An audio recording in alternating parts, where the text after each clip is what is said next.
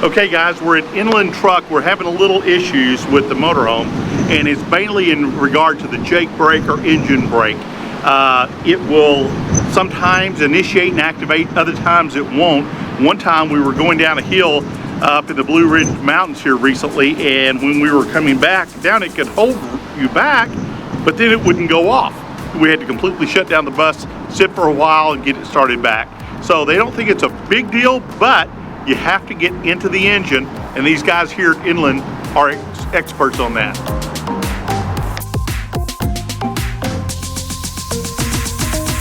Okay guys, when your wife's had surgery and she's recovering, and the first time she gets to go out, where does she get to go? Inland Truck, to go check out our bus. Okay, that's pretty much a trooper when the first place your wife goes after surgery is Inland Truck to check on the motorhome. You gotta love it. Hey, we're here at Inland Truck, and this is Nielsen's service manager that we're talking to find out what's going on with the bus. So I understand that it's the engine brake, Jake brake, I guess, same thing? Yep, it's going on. You finally tracked down some parts. They were hard to find, right? Yes, sir. So what happened to cause the problem? They give up. It's just like an electrical part. It's a solenoid. So it's electrical, okay. Yes. And time to time, mileage and use, they just give up. Yeah. And sometimes you just gotta replace them. And you said there's more than one in there? Yeah, there's total three. Okay. Yeah. And the way they work is like you got your high, your low, and then the medium range. Yep. And the one went out on this specific RB is the high. High. Okay. So meanwhile, you're already there. Yep. We recommend replacing them all, because if it's not, you're gonna pay for the same labor to replace one more. So might as well just take care of them. You're already there. You got to move the valve cover and have everything in space inside the bus. So so the valve cover and all did have to come off to get to that. Yeah, you have to, because they sit right on top of the head. So it's the solenoid. It's not a mechanical part, and it's just the control. Yeah. Okay. And control the pressure and everything. Whenever the engine. Jake brakes, the specific name is for engine brake. Engine brake, Jake okay. brake, so, Okay. Well, I had noticed also when we were coming down an incline, I did get it to turn on. It seemed like I had to tap the brakes, but then the brake light would come on the... It's because, whenever you were slowing down, so it had to be like a high speed so they can help out, but if you lower speed, that's why they were not engaging. They weren't engaging. But when I tapped it, it seemed like it would. And the light stays on after that? That's normal? It's normal, but like if different manufacturers have different systems. Different ways, okay. Yeah, and then we couldn't, and sometimes it wouldn't come on at all. Other times it went on, but it wouldn't come off. Yeah. So it's that solenoid probably? Yeah. More likely that's what it is. So. All right. Hey, glad we got Nielsen to tell us what's going on here. Thank you. How I appreciate long will the replacement solenoids typically last? Any ballpark? It just depends. Depends on use, but just like anything electrical, it just, you never know. Normally brand new they last up to 2-3 years, and a lot of customers I know that tend not to drive the RBs that much. Yeah. And the more you storage the RB, sometimes it takes a little bit of toll, even though you're not using it. But it seems like something breaks. So it's use it or lose it, huh? Yeah. Okay. Unfortunately, that's what everybody that owns RB and stop by here been telling me. Okay. So you got to use it. Often, so everything is moving, and instead of just storing it, storing the box. So. Hey. Awesome. Thank you. Thank you. Appreciate it. All right, so that's the lowdown. So we're going to go out here and take a look at what's going on and just see what state the engine's in. So it's probably going to be another week before the part gets in and then it gets put on and is ready to go. But I want to go see this thing.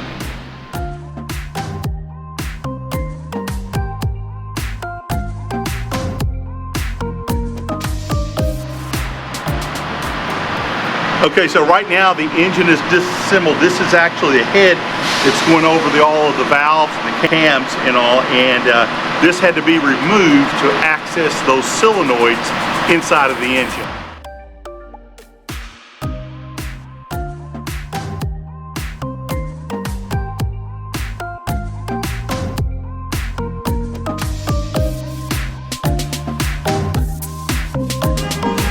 Okay guys, here's what we're looking at. That's where the head is off the top of this big Detroit engine. The valve cover's off, and you can actually see in here the inside of the engine. So pretty crazy stuff, seeing this bus pulled apart like this. Linda, what are you thinking? Oh man, I don't know. A little overwhelmed. Okay, so we've had to wrap it all up while it's being worked on to keep it from getting greasy, from people running through here to get it repaired. Yeah guys, this is what Brandon and his guys do over at Legacy Coach. And I mean, these guys are fanatics to make sure everything's just right. This is what they've done to wrap the inside of our coach so that we don't have any grease or accidents happen to the coach while it's getting worked on. This is pretty scary. It looks like a sci-fi movie to me, all wrapped up. Doesn't feel like our coach right now at all, but whatever it takes to protect it, that's what we're going to do. And it's keeping it much cleaner to be able to get to all of this and take it all out once everything's been repaired. Yeah guys, this thing has been covered in plastic over here to make sure that it's safe, and you know, it's just kind of work that Brandon and his guys do. Yeah guys, it's a little creepy in here. You know, you're thinking everything's covered in plastic. You know, you've seen those movies, you right? Yeah, me too. So, but no, it's just to keep the grease off of the inside of the motor coach.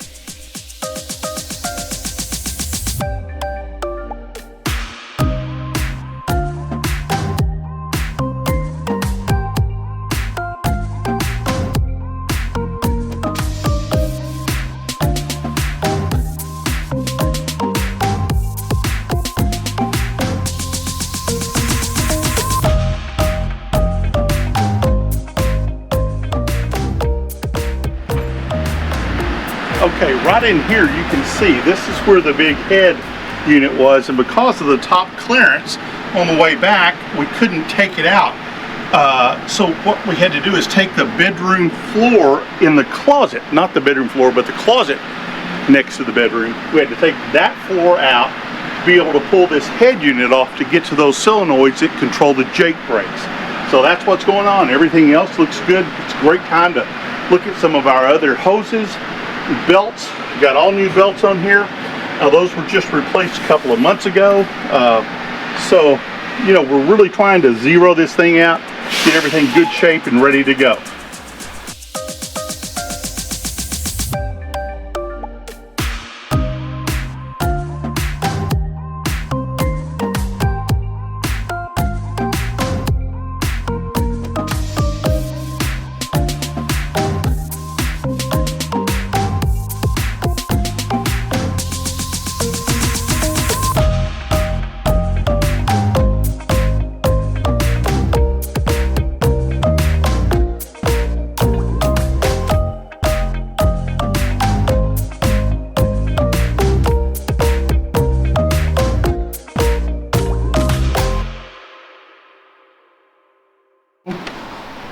Are all your tools here in the box? All my tools are here in the box. It's called Live Tomorrow Now. Live Tomorrow Now. We bought it in 2016 for $36,000. We sold it in 2021, COVID, and I got 46 for it. Now guys, that's the way to sell and buy an RV. We used it for 6 years and made money on it. And made money on it. You gotta love that. That COVID RV buying rush It hit just right. So yeah, we're looking for something. We're getting close to retirement, so Are you? we're looking. So we're looking for stuff. So. And that's us. We're kind of semi-retired. We're not full-time, but we're as much time as we can do. You know, Great. so far so good. I'm Zach. Well, David. Hey David. Well, Nice to meet you, my wife Linda. Good luck, guys. All right, thank you. Nice meeting you. Okay guys, so if you see all of this, you see that? Well, that was a problem we had as well. So when we're out on our big, just kind of get everything done run and check everything out, we found out we had a small leak in the fuel line. So we'd see some white smoke coming off. I really didn't know what it was at first, and then we found out it was a fuel line leak. So we got all of this sticky, ooey, gooey smoke residue that came from the diesel. Yeah, got a big cleaning job ahead of us. So Zach, what are these tubes down here for? That's part of the exhaust system. I believe those go back into the turbo. Not positive about that, but pretty sure. Sometimes you need some things out of your motorhome. We have company come over to the house and we need to blow the porches off. So had to come get that out of the motorhome charger, and then, you know, gotta have a hairbrush, right? So, yep. Kinda brings a tear to my eye to go back and leave the motorhome. We're ready to be on the road. Hey guys, if you're looking for that Christmas present for that special someone, right here, get them a new Allison transmission. I'm sure you know someone that would just be the perfect thing for, right? Hey guys, maybe your wives. What do you think?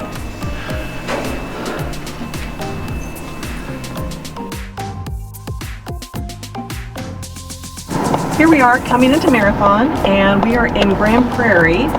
And wow, there's some coaches out there right now. And there is Marathon Grand Prairie in Texas. Chris Lewis is the service manager here. Great guy. We've really had great conversations with him. And he was explaining the width and breadth of their service is huge.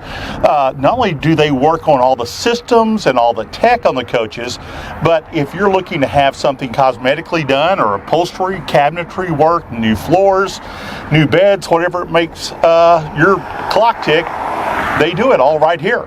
Absolutely. And our coach had been here before, getting reimagined with a new sofa, a new dinette table, new flooring. A lot of improvements have been made, but they can do any kind of customization that you dream up at this location. And something else is nice too. They also have coaches over here, 3 different beautiful Prevosts that are for sale. And so check out their inventory. And when you come and visit, you just pull right in the parking lot. And the first entry is where you bring your coach. And back in there are also hookups. So if you are relying on that full time, you can use the hookups as you're getting your coach repaired. So it's really a nice benefit to using Marathon. Yeah, I'm looking at 3 coaches over there right now. They got 2 H3s and an XL2. So a lot of good-looking coaches to choose from, guys. And we're going to be checking it out and finding out more details. And there it is, guys, Marathon, Texas. Gotta love it. Lone Star State, baby. So we're here at Marathon Dallas, and this is where you would enter. They have a wonderful customer lobby, lots of photographs of prior coaches, and then you enter to the left for service, and then in the far lot over there is the sales lot. So we're going to be going inside and checking out some of the repairs that are going to be done on our coach. Well, we're here with the sales lot behind me, and you can see 3 beautiful Prevosts that you can tour, and they're for sale. So make sure and check out Marathon Dallas.